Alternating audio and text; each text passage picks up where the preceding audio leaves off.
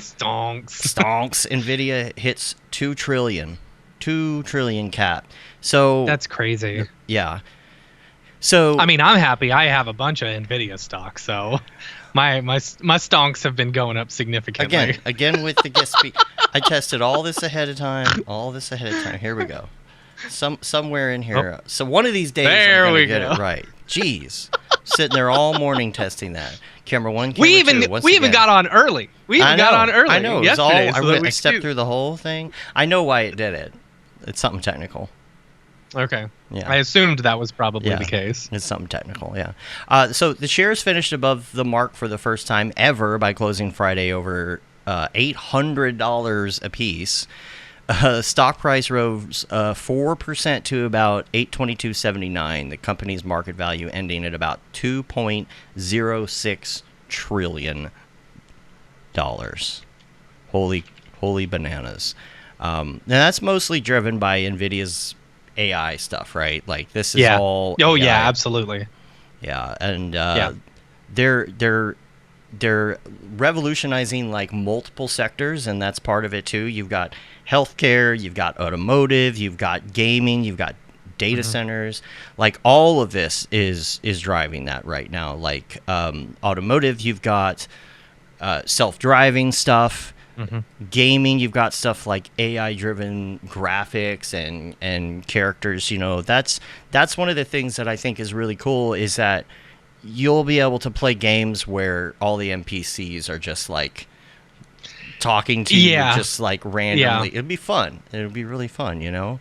And the graphics too, like they're using AI to up-res old games, and there's all sorts of stuff. Did you see this thing?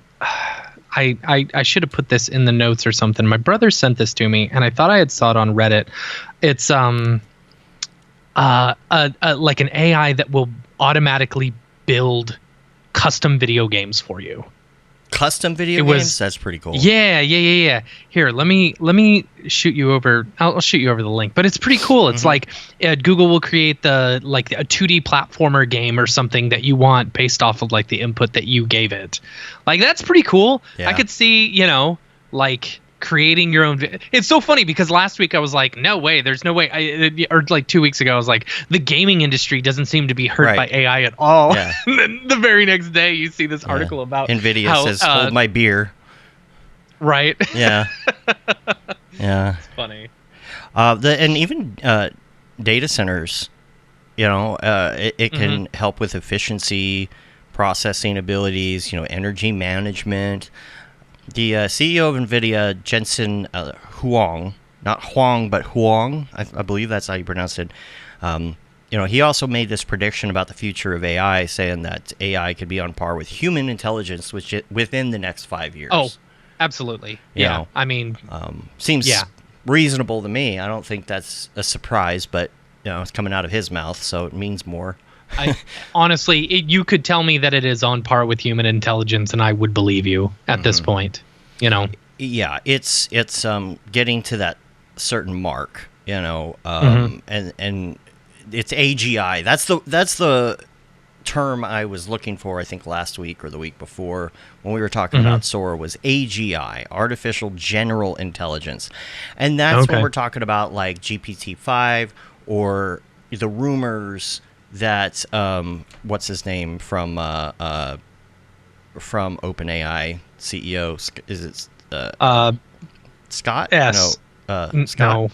No. Steve. What? Steve. Steve Apple. Steve Apple. Steve Apple. Yes, that guy is.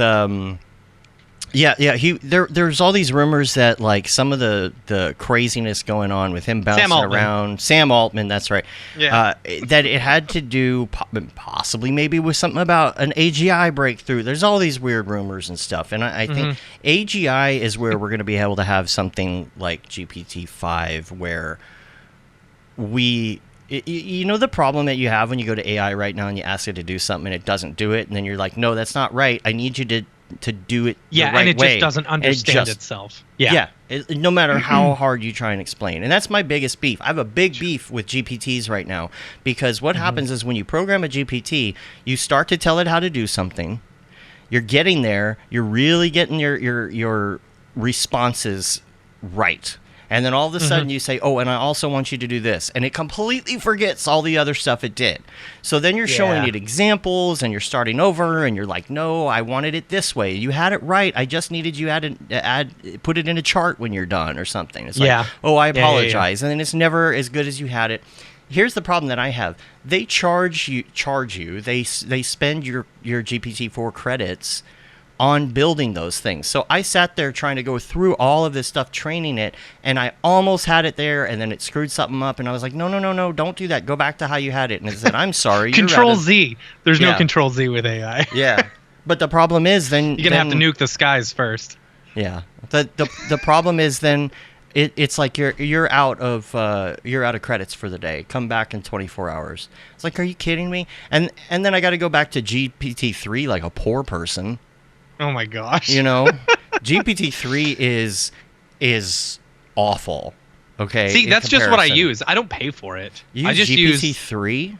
I guess if that's the one that it comes with it, GPT-3 is terrible in comparison. It doesn't even remember what you were talking about earlier in the thread. Like it it does. You get threads. Barely. You get different.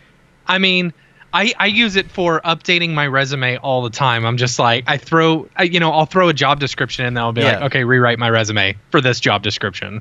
The problem I have is that you can't give it these subtle little things and have it just kind of remember. Like when I ran out of those credits last week, I was trying to design something for post show when I'm posting, right? Because I kind of do use AI to help me with post the show, but I have to kind of give it the new instructions every week, and I'm like, why don't I just tell have it make a GPT real quick? And so in getting through all of that, I ran out and I had to go back to the old way of doing it. So I went back and it's like, no, you don't have any left. You got to use GPT-3, and it was just so frustrating. I'm like, interesting. I'm like, I need you. I'll have a different frame of mind if I ever actually pay for it, but yeah. I mean, I tried to use. I put in the transcripts of the show and I have it write me chapters, right? And yes, Byron, who is one of our resident AI experts here. They just announced GPT-5 will have memory across different chats, which is good. That's part of it, right? AGI is when if you tell it, no, you didn't do this right, it will then keep that in mind, not just for what you're doing or across your other chats, but in general, right? Like it's fully, that is a learning moment that will stick overall. And when I went into when I go into GPT-4, I say, take this transcript of the show, okay?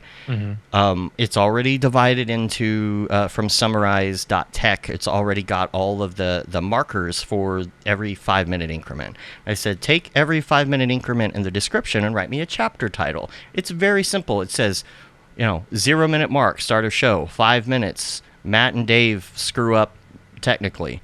And it's stuff like that. It writes the chapter name. It's really cool because then you paste that into your description of YouTube and people can click. You got your chapters. Everything's great. You got some Google foo. They like when you use their features like chapters. So I tried to do this with GPT-3 and it just couldn't figure it out. It couldn't.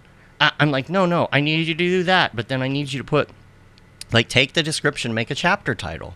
And then it's like, oh, okay, cool. Well, then it prints out, like, chapter descriptions for every 5 minutes. I'm like, no. Time dash chapter title. And it's like, oh, okay, cool. Headline number 1, Dave, Nvidia hits 2 trillion. It's not a time. That's not a time.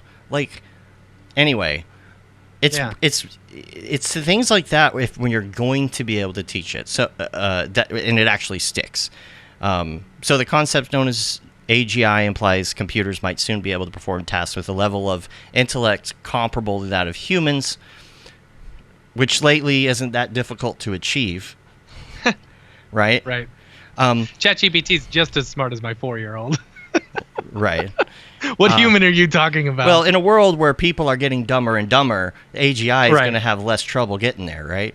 Right. So he made those remarks. He was at a New York Times Deal Book Summit talking about AI technology. He said that AI still has hurdles, particularly in complex multi-step reasoning, and that's basically what we were just talking about. It's a domain where human intelligence currently excels. And Sam Altman, I did see a quote from him that's pretty much on par with what we've been talking about, which is that